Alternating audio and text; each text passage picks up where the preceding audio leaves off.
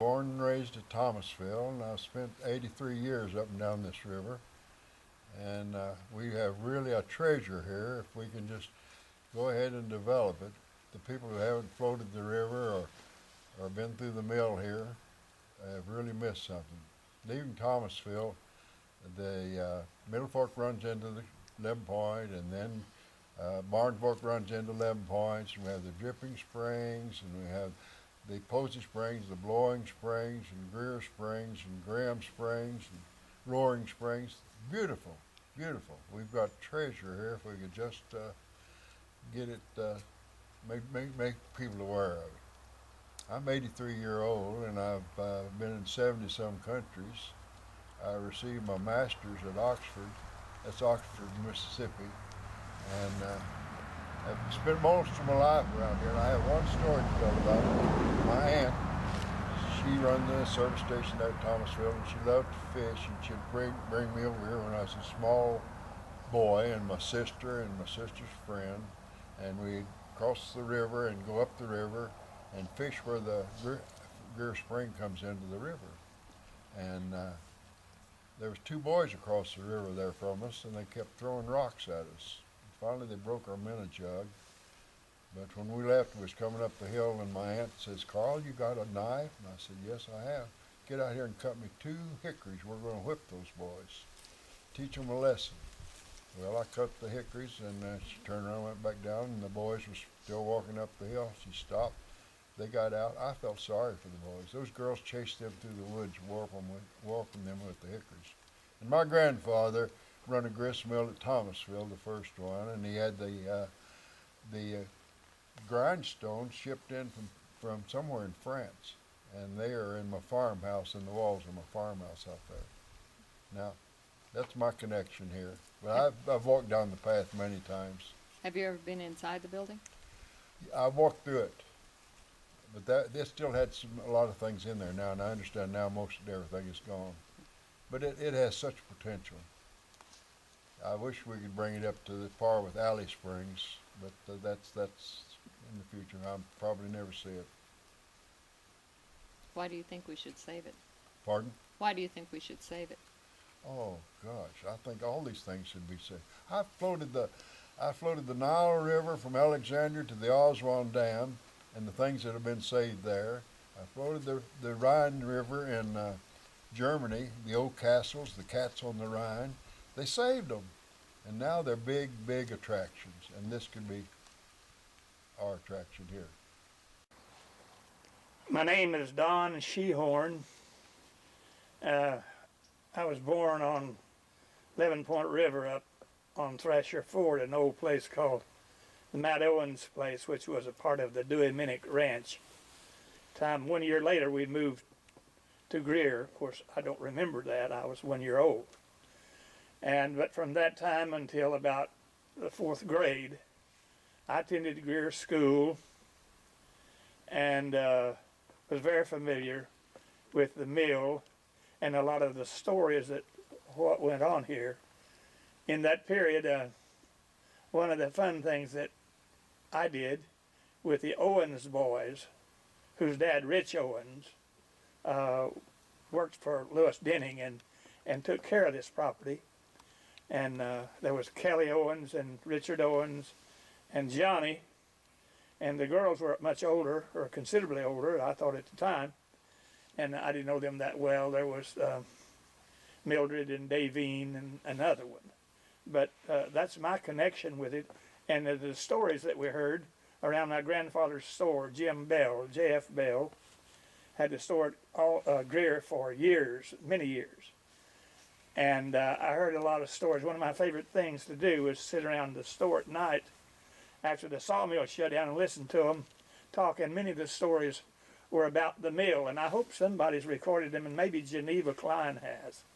But I heard about a lot of budding romances that budded here. People bringing their grain to be ground, and their children help them unload, etc. And then make contact, and then later on made families. So that's pretty much my connection. And like I say, I hope someone, I think maybe Geneva Klein has recorded many of the details of what I've just generalized. But that's my connection. You told me you used to come down here from school and have lunch. Oh yeah, one of the fun things we'd come down to visit the Owens boys. We'd walk down here. Their mother would fix us sandwiches. We'd come down here and climb up in the mill just as far as we could, and perch up there somewhere and eat our lunch.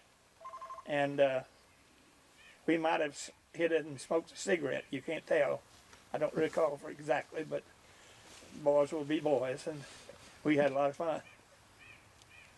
Why do you think we should save this building? Well, it has a lot of sentimental value to people who have had any experience with it. And I just hate to see, I hate very much to see icons of the past defaced or destroyed. I see no point in that. Be much like tearing up our history books. My name is Linda Klein Wiggs. My mother was Geneva Alcorn. All of the land in the valley down here belonged to my grandfather and his family for over 100 years. All the time when I was growing up, I would come and about every day we would walk down to the spring, because I don't believe I could do it now, but a lot younger then. And I would look at the old mill building and I would hope that someday I would see it in its original glory. And that's my hope and dream, that that's going to happen before I'm gone from this earth. It is one of the larger mill buildings here in the Ozarks, and it has a lot of interesting history, and it needs to be saved. It doesn't need to be lost, and that's my hope, that that's what's going to happen. And with everybody's help, I think it can happen. Have you ever been inside the building? I never have. From the time that I was small, it was owned by the Dennings, and they wouldn't allow anyone to. I actually probably could have at some time, because all of the people that have been guardians over it have been my relatives, but I never did ask to go inside. I was always told, it really wasn't safe inside. And it would be okay to go in it now, but in the summertime it always seemed like it'd probably be pretty snaky. Anything else you'd like us to know about the mill or the area? Well, I hope that one of the questions I've had people ask me, when it is restored, what is going to be done with it? And I said, well, I really don't know. I'd hope maybe it would be an interpretive center or something of that type, so that people could go inside and see the building. And I'm sure when people donate their money, they will want to see the building. I'm Jo Beth Pruitt, and this is Brian Sloss, and this is Clara Williams.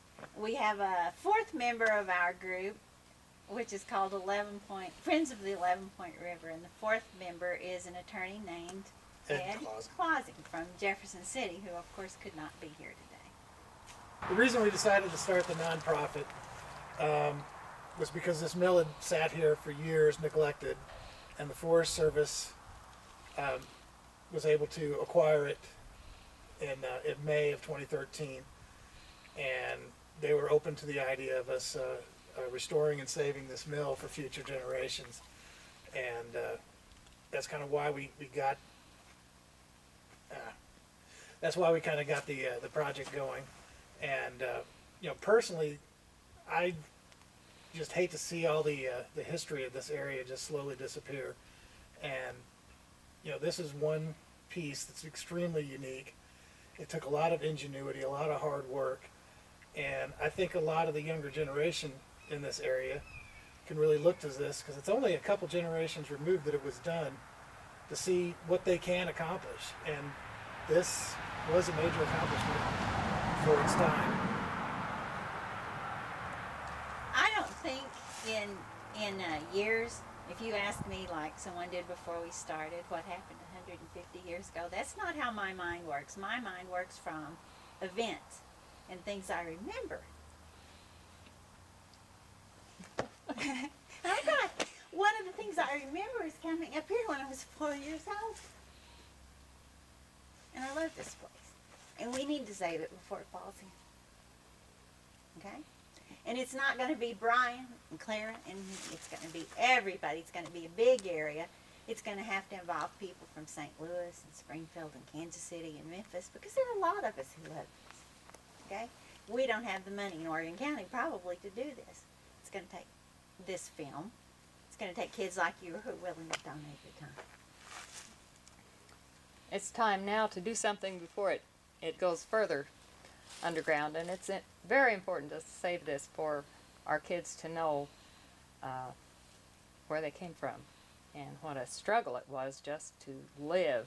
This mill and others made it possible for the settlers to provide food for themselves without literally spending every day with a mortar and pestle grinding up corn. It freed them to develop the area, to spend their time with schools and other pursuits. It's a very important cultural and economic icon for this whole area, and it's important to save these things. When my grandfather was 14, his family died from the Spanish flu that went through this area. And some of you older people may remember that. I don't remember it, thankfully, but I've read a lot about it. And he had to go to work paving the first road that was ever paved in Oregon County. And, you know, there's just so much history here that we're losing because no one has done anything to save it. People don't know where, for example, what the lady was telling us off camera, we don't know about Indian mounds. We don't know about the things that are in our area unless somehow we preserve that history. And I think that's our goal here, is to preserve one of the most important pieces of history we have in Oregon County, this Greer Mill. And this mill is unique, not just for Oregon County. You could drive all day and not find another that used this technology.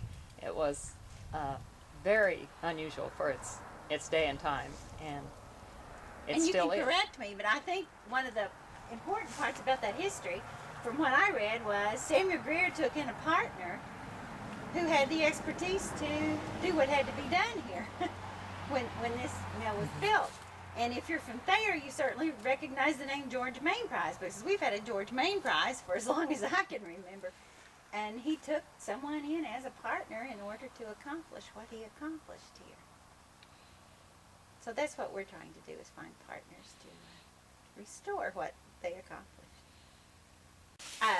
It's an older neighbor of mine as I was growing up who grew up over on what the people in Ozark vernacular call Hurricane Creek instead of Hurricane. But he grew up on Hurricane Creek, and he went to high school in Alton before Alton's buses ran their routes out here. So he would ride his horse from the farm over on Hurricane Creek up to the mill, and this was a time when it wasn't being used, of course, and he would leave his horse inside the mill, catch the Alton school bus here, go to school, and then when he got off, he'd go in the mill, get his horse, and ride it back to his home over on Hurricane Creek, which I thought was an interesting story. There's a tentative date to have a historical restoration crew come in, examine the building, kind of give us estimates. And what we want to do is we want to take it in chunks. We'll find out how much it will cost to stabilize the building, number one. Try to get that done, taken care of. And then maybe number two, put the new porch back on. Maybe get some scaffolding up and replace whatever boards in the exterior that need to be replaced. This used to be red, at least it sure looks like it used to be red. Get it repainted, maybe do the windows, things like that. And we're just going to try to take it in chunks. Like, let's try to raise enough money to get it stabilized, and let's raise enough money to get the exterior walls taken care of, and then so on and so forth. And ultimately, it's going to depend on how many people we get that are interested in the project and are willing to help us.